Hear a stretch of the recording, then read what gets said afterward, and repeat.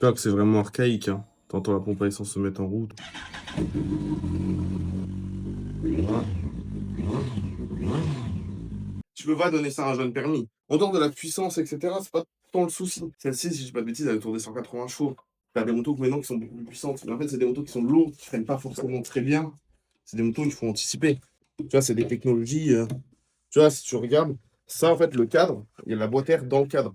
Et il y a que Ouais. Kawasaki qui avait fait ça sur le ZX-12R et sur celle-ci, si je dis pas de bêtises.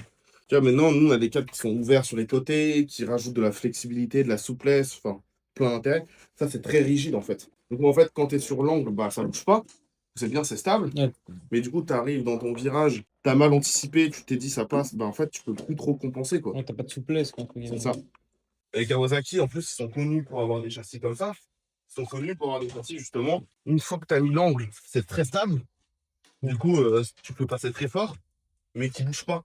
Si tu as mis l'angle et que tu t'es foiré, bah, tu t'es foiré. Mais quelqu'un qui veut acheter ça, il n'en sera jamais déçu. Il peut pas se dire, ah putain, c'était de la merde. Par contre, il peut se dire, Ouais. ouais, je l'ai revendu parce que c'est dangereux. Mais la moto en elle-même, elle est exceptionnelle. Faire attention aux suspensions, je trouve que les suspensions d'origine sont bonnes, mais je trouve qu'il y a vraiment un intérêt à les faire régler.